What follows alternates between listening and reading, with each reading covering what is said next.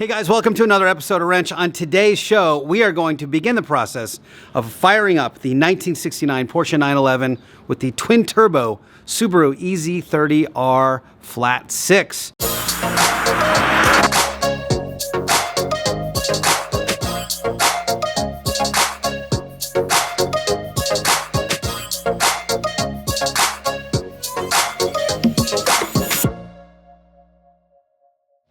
Welcome back to the show.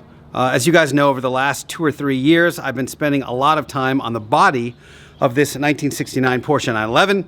It is now time to make it go choo-choo. And if you noticed in my intro, I said we. And that's because I'm not by myself today. There was a gentleman that reached out to me on the gram not too long ago from Ingenuity Official. And we'll get into his build in a second. But he was nice enough to come all the way from Philadelphia to help me fire this engine up. He knows all things Haltech and all things Subaru, or at least some things Haltech and some things Subaru. And he's here to help. Paul, come hither. He's got his mark. This is Paul from Ingenuity Official. If you guys don't know his channel, it's bonkers. He's doing a 1985 Honda CRX with a, 300-ish horsepower? Yep, EJ205 out of a WRX. It's mid-engined, so he's doing it in front of the rear wheels. It's absolutely batty. You're probably seeing some images right now of the car. Really curious, were you a Honda guy or a Subaru guy first? I was a Subaru guy first. Subaru guy first. Yes, and then I had a 91 EF hatchback. Yeah. And that turned me into a Honda guy. And then I just became a mixture of the two. Well, and so you literally just wired up your engine. I did. With the same Haltech. You did the 1500, right? I ran the 1500. You're not too super intimidated by it. No. Former Mercedes tech. He knows his way around a garage very much. Way more about electrical stuff than I do. So today our first task is going to be to make sure we have fuel. So I have what I thought were most of the components for all of the major sections, the cooling, the fuel, and the oil. But I bought them like 2.5 years ago, so I haven't reassembled this stuff in a while. And as we're seeing, there's a fitting missing, shocking over a move and 2.5 years that I'm missing a little AN fitting. But Mike from Stanceworks was nice enough to let us cruise down to his shop last night and pick up a few odds and ends. We will probably need a few more things, but first we're going to architect the actual routing of the gas tank to the fuel rails and back. That's going to be the first thing we do. Thankfully, I have right around the corner, not only a Subaru dealer, but a place that has AN fittings. So if we really need to, and we're in a pinch, we can make that happen. So I'll go over really quickly what the fuel system is and what it's supposed to do, and then we'll hopefully be able to put it all together. Before all that, a quick word from our sponsor. Guys, buying a used car these days, pretty gnarly. You meet some rando on Craigslist or Facebook Marketplace and agree to meet either at your house or in some random parking lot, and you're expected to look at this car. You don't really know the history of it. You don't really know the mechanical history of it. You have no idea if that person you're talking to is the actual person that they say they are. You don't know if the money they give you, if it's like a cashier's check or a bank check, is fake. You have no way to verify any of this information, and it is really sketchy. That's where Private Auto comes in. Look at how Private Auto is going to change how we buy and sell cars in the future. Gang, Private Auto is the easiest way to buy or sell a car privately. If you're selling a car, you can easily add a vehicle to their listing site. You can set security preferences to help filter out unwanted interactions. If you want, you can choose to only communicate with verified users. Anyone who's been verified with Private Auto has been screened using driver's license verification with facial recognition technology. As a buyer, you can easily schedule a test drive and make an offer. Even better, with their fancy chat feature, you can safely communicate without using your personal contact information. Completing a transaction is easier than ever with Private Auto. Each step of the deal gives you escrow-like safeguards without relying on a third party. First, both parties can verify and approve information such as the sale price and odometer reading. Next, both parties can easily sign and approve the electronic bill of sale. Finally, transfer payment instantly and securely using Private Auto. What could possibly be easier? So that's Private Auto. For you guys, for my viewers, they're giving 40% off any listing fees if you want to sell your car. I've got a link in the description below. Because they are my first sponsor of the channel, I would love if you would click on that link, download the app, check it out. It'll make me look good to the higher ups over at Private Auto. But more than that, you can get a killer app to buy and sell your car. Now, on with the show. Okay, those of you unfamiliar with the engine, here it is. We've already got the turbos kind of roughly mounted. Hi, Ben. And this is, this is the engine. Now, this is a fuel distribution block that we've got to get the fuel into here from the gas tank. It will then split out into each fuel rail. Now, this is going to be modified because I actually have the out front fuel rails that I will be eventually putting in. I just don't have the injectors yet. I have a bunch of the Dime PSI pre-made hoses that we did months and months and months ago that will go from the distribution block to the bulkhead, through the tunnel, to this bulkhead under here, and then squirt out into the back of the fuel-safe fuel cell. We had to disassemble it a little bit to get to one of the fittings yesterday, but that's going to be the in and the out. Then that's it. So the fuel pump, we've got a bunch of fittings, we got some hose. All that stuff is what we're going to try to work on today and make it go into a thing. Once it's there, then we can start thinking about how we're going to wire it up with the Haltech. I've got the standard Haltech universal loom. They've actually updated the software for the Haltech, and they've made it a lot easier for us to figure out which wire goes where. So this is this Mac laptop's going to be running Windows on boot camp, and we'll get into that in a little bit. But for now, let's figure out the architecture of this thing, and if we have to make some hoses, we'll make some hoses. All right, so let's just go. Let's work our way. So this, now we've got this. So they are waiting for -6 and -8. So we have to have a hose that goes between the two. I hope. Okay. Got a lot of 6 junction boxes. That'd be nice if I need to throw a sensor in there, right? Fuel pressure sensor? Yeah, or something? We should probably have, to be honest. I was hoping I'd have another junction. Yeah, straight to it. Actually, it'll be nice. The crossover actually would be pretty nice. Could you, this thing's twisting on the inside. Yeah, I think it's just gonna have to be that. Coming down. A nerve-wracking seat removal. Oh yeah, jack. It's got it. Sweet. All right, just clearing space here. Clearing space. I need to get in here. Do all my junction boxes here. Some tight quarters in here. I've got to tighten down the bulkhead fittings for the lines that go through the tunnel. Paul, I have one more small request. It's not that small. Can you go on the other side of this bulkhead here and try to hold down the fitting from turning? Can you push it towards me or no? This is definitely one of those things that, like, without 2 people, you're hosed. You know? Okay, we made some progress here. I was able to tighten down all of my internal fittings. So all of the fittings to the bulkhead are good. I vacuumed out the rug, and I'm starting the process of figuring out where the Elite is going to go. And if I need to make a little, like, removable platform for it, I probably will. I also need to drill out a hole. I actually have an access hole here for the Haltech, but since I'm not using the Haltech here like I was originally going to, I'm going to have to re-drill a hole here-ish through the firewall. While I've been doing that, Paul has been slaving away on replacing a bulkhead fitting on the gas tank. It had some really wacky, like, reverse NPT fitting, so he put a regular -6 bulkhead on there, so that's going to be good to go. We've got to create a couple of hoses now to go from gas tank to bulkhead on the return, and gas tank to fuel pump to bulkhead on the feed. Now, I don't have a tremendous amount of experience creating AN lines, and I actually can't use these. I need PTFE, which will allow me to use flex fuel, E85, and these will not. But temporarily, they may work.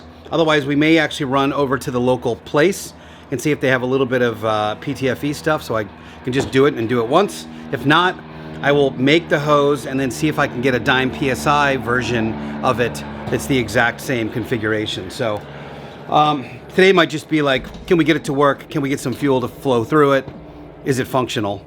Am I getting fuel to the fuel rails? So that is possibly what we're doing today, but we'll see. Okay, here's the status. We have had a lot of trials and tribulations trying to figure out which fitting to use, and I've decided to order a whole bunch of stuff from Amazon. Those Evil Energy fittings is what we're using. I didn't have PTFE hose, so that will prevent the E85 from eating it.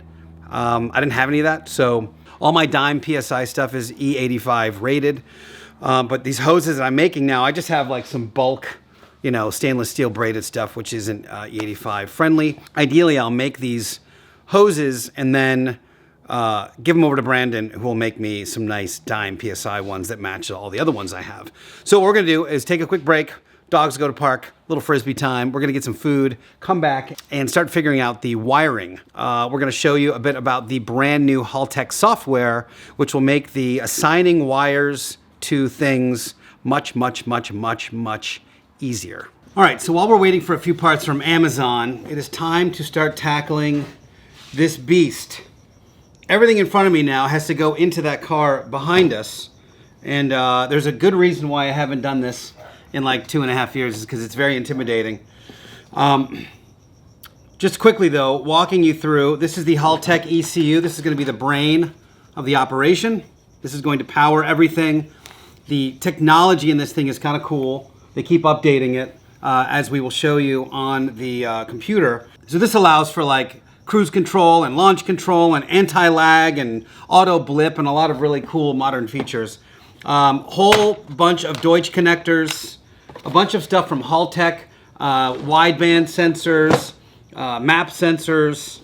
These are specialist crimpers for the Deutsch connectors. The other half of my bulkhead fittings, my flex fuel sensor, and then of course the Haltech universal harness, as well as a laptop. So this is my Mac laptop, but you have to run boot camp on it because it will not allow you to use Mac OS for the Haltech software. This doesn't look like an intimidating pile to you? No. Okay. Wiring, when you break it down, you really just take it one circuit at a time, and it's not that bad.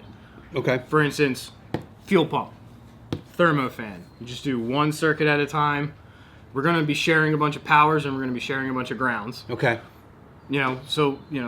It'll be spliced from that perspective, but otherwise, everything's got its own individual circuit. So Haltech's made it really easy with their CAN bus protocols, so you can run a CAN network on the thing, which is a high and low switched frequency. Basically, think of it like a highway with data kernels being the cars on the highway. So it allows you to do that. And so we can run, with running the CAN controller, it allows us to run multiple oxygen sensors. We don't have to hardwire everything individually. Okay. It'll know what we're trying to do once. Yep. It'll send the right signal to the right place. Yep. One of the really cool things about especially the new version of the Haltech software is you can load your engine in, and it'll tell you what of this universal harness wire goes to what. Yes. Which is way better than it was the previous version, which is it was pretty universal, and I had, you had the big chart, Yeah. and I'm sort of hand assigning stuff, so this is way better. So where do we start, dude? Like, what's the first, what is it the physical? Is it like locating the brain, and then, or what is it? How do you do it? It's really your preference, but mine is to find out where the ECU is going to live. That way we know how long the harness needs to be. Yeah. And we can figure out optimal routing, both logistically and aesthetically. Yeah. And then once we know kind of where it's going to live, then we can start terminating it. Because one of the things about wiring that's a little different is it takes a lot of forethought in that you can't just put it where it wants to go and then sleeve it and then heat shrink it. You've got to put all that stuff on ahead of time before you terminate and then you terminate it. So it's a little different in that regard, but that's why I like to do the logistic stuff first and get that figured out. Especially like sometimes you get a wire that 4 wires go this way, but then 3 wires have to split out that way, and then 1 wire has to go another way, and so you have to. That's multiple sleeves of shrink, and you have to figure out how that goes. Yeah. Yeah, you definitely don't want to do that and then realize you got to now cut that back open to insert something or peel something off. Right. And you think about a little. Do you sometimes make wires like for future use? Will you bundle a wire up, going, I'm probably going to do X, Y, Z someday, or I might want to do I've seen guys that like they'll put all kinds of different sensors like on the turbos Right. and. So you can really get a full view, almost like my Panamera. Yeah. Like a full scope of what everything is doing in the car. Exactly. Yeah. Yeah. If we, like down the road, we're gonna start running exhaust gas temperature sensors, stuff like that. We can run everything to terminate it. Right. And so it's there, and you just need to put a plug on it and shove it in. One of the beauties of the EZ30 is that, and I think Alan or Turbo Yoda talked about this on Mighty Car Mods. It uses a lot of this harness. Like there's a lot of. I think there's only 3 that aren't used. Yeah, and that's unusual because if you have a 4-cylinder one, there's a bunch that aren't used. Right. But this one uses almost everything. We've taken the seat out. I've tried to decide if I want to like build a permanent mount for this. Mm-hmm. But no matter what we do, we're gonna have to punch a hole for this grommet in the bottom. So I'm gonna have to pull a bit of carpet and blow through there a little bit. Not a huge deal. But once that's in, then we can like. This doesn't have to be like fully bolted to its mounting, but I need to have a general idea where it's going to go. Exactly. So we'll do that now, and then pull it through. Or do you start figuring out what you want to do before it gets pulled through? Do you organize it on the floor and like how do you tend to do it? Yeah, so I would start by separating the circuits, kind of like what I was saying with ignition and fuel. I've done most of that already. Thank you. Yeah, you have. And I've bundled a bunch. You've actually done my trick, and we didn't even talk about it, and that is to use painter's tape. If you using painter's tape is really nice because it tears easily. So when you got to go full sensor, it just rips and it doesn't leave any sticky residue behind like electrical tape does. Yeah, right. So it's actually pretty nice. But Okay. yeah, start separating your circuits. So it's just kind of a little bit more organized when you do pull it through. Okay. And we'll locate the ECU and then. All right. So why don't you start separating? I'll blow the hole through the firewall, and we'll meet back in a couple minutes. Sounds good. All right. We'll know when we pull up the IO report.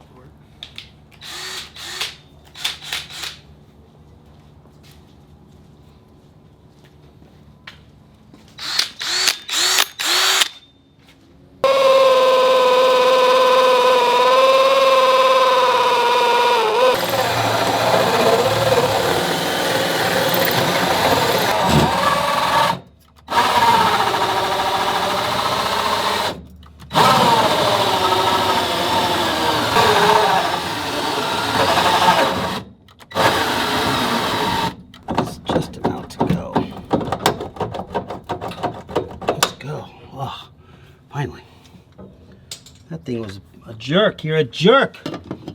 Hole. You're a big jerk. You're a big dummy.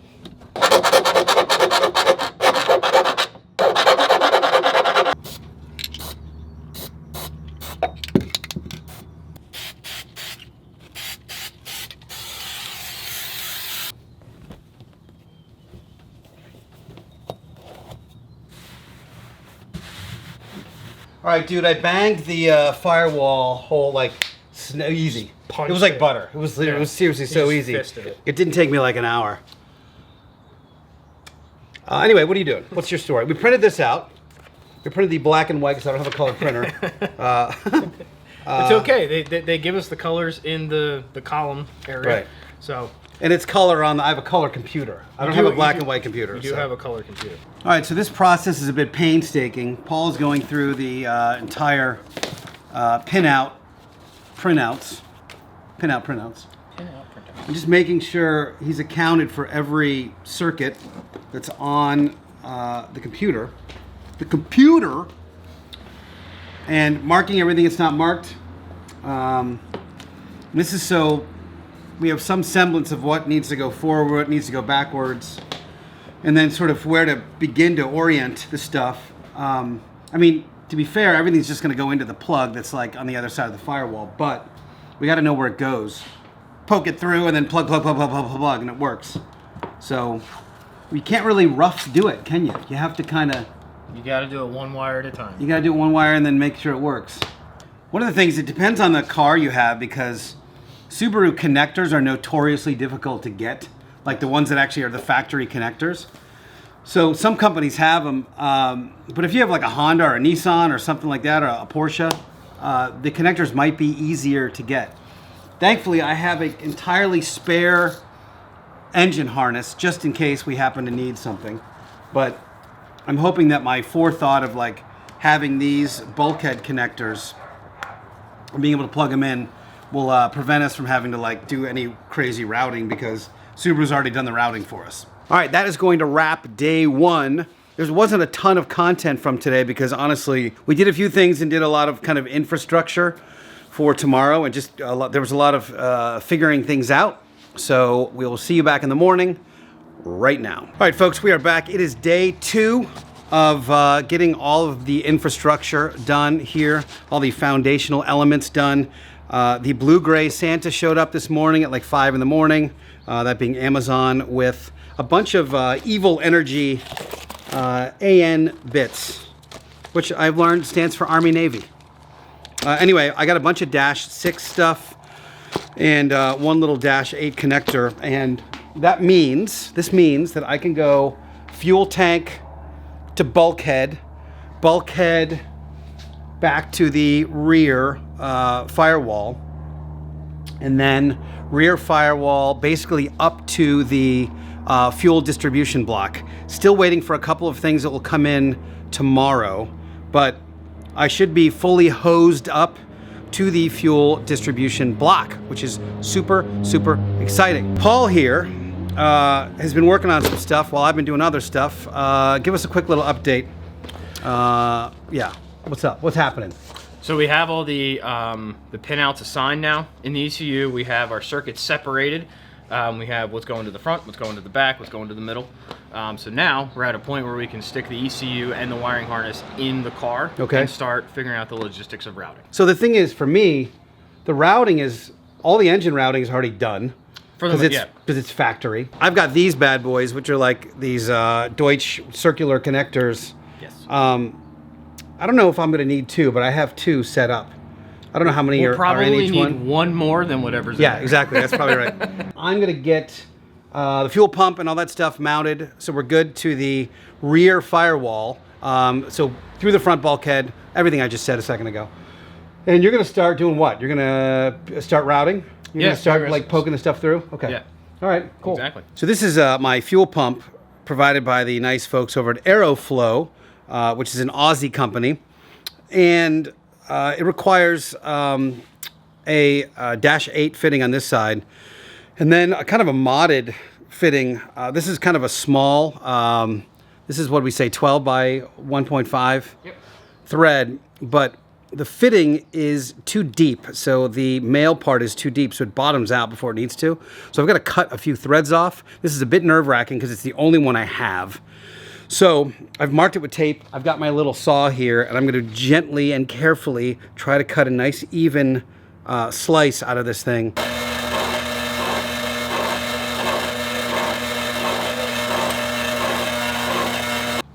Nice. So before it was sticking out like that much, and now, booyah.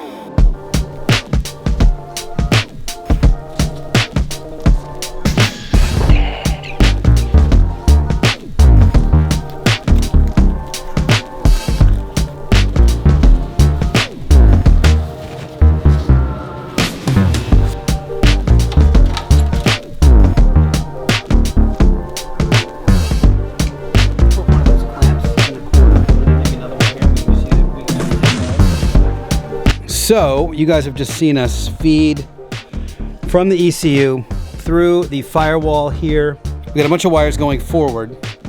For the pedal, I think the pink wire goes to power, but I'm not positive for the ECU.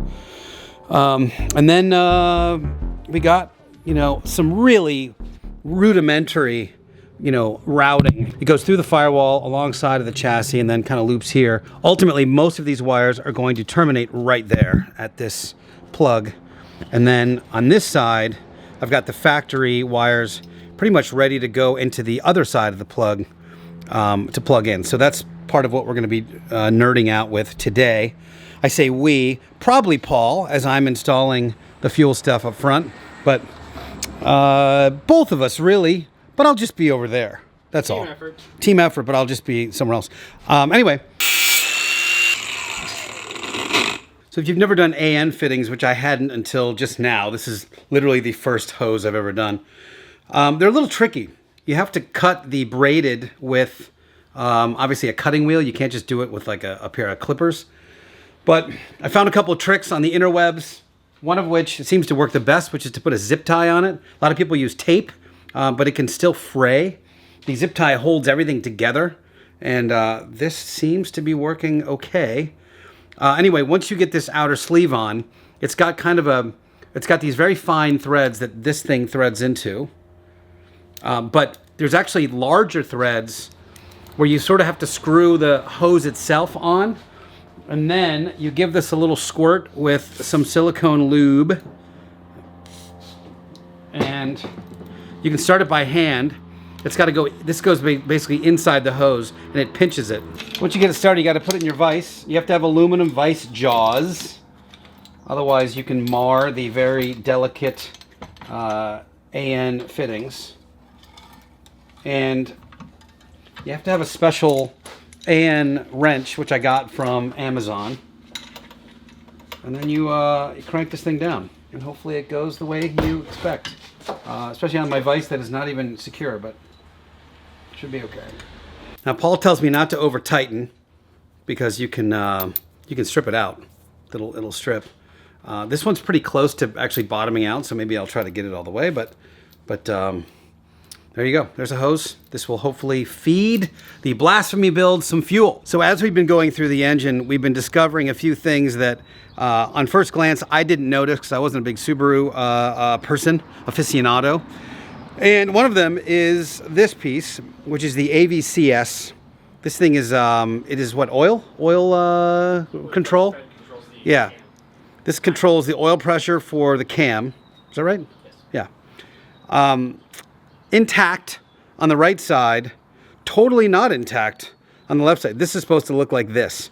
So we're going to roll over to where I got the engine originally, see if they have one, and see if they'd be willing to swap me out for one that is functional. Yo, boys. I got a broken AVCS. You mind if I swap it for one that works? Yeah, go ahead. Is that cool? Yeah, go ahead. All right. Thank you. Sweet. Wait till you see this place. It's ridiculous. So this is where I got my motor now like 2.5 years ago. This is all JDM engines. It's ridiculous how many engines this place has. All the Subaru stuff, the EZ stuff. They've got Honda K motors. They've got, I mean, pretty much you name it. If it's from Japan, it's in this warehouse.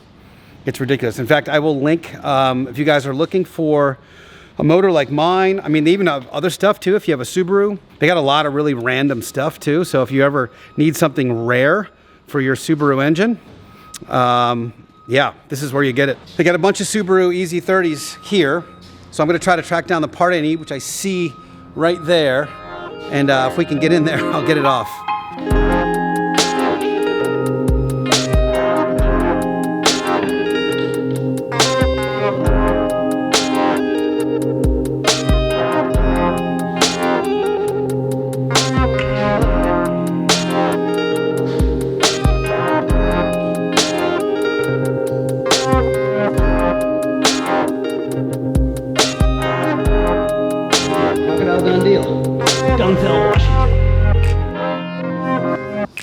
All right, procured. Got what I needed. So now when we start this thing up, it's not going to spew oil all over the place. Let's head back to the shop and keep on rocking. All right, here we are. We've got the fuel feed. We've got the fuel return here. Just made both of these hoses. The pump is actually hard connected right here with this little 90-degree fitting to the gas tank, and then the return is right there. It's super solid. I actually have to bolt the gas tank down, but otherwise it's really good. And my little recessed panel here worked great. Like, so much room for activities under here that I didn't have before. So plenty of room to run the coolant lines, which will be the next phase after we get this motor fired up. All right, dudes. So you saw under the car, I just got all of that stuff buttoned up, and that's good to go. I have just secured the gas tank finally, so it is in. and solid. Put this cover back on.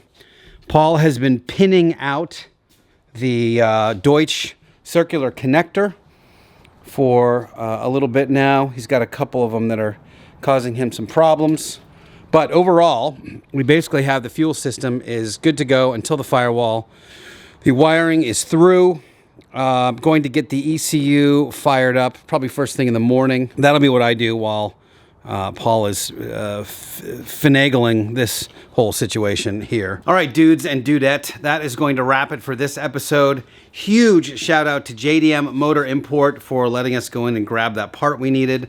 Thank you. If you guys need any sort of JDM engine, you saw they've got crazy inventory. It's like every engine you could possibly think of is under that roof. They are available only on eBay, so you can find them on eBay. They're also in Long Beach, California, so you can probably look them up that way and find out what their inventory is. But again, thank you for those guys. Thank you also to Private Auto for sponsoring this episode. Next show, this car right here is going to start. We're going to make choo-choo noises with this engine. So stay tuned. Hope you enjoyed this, and we'll see you next time.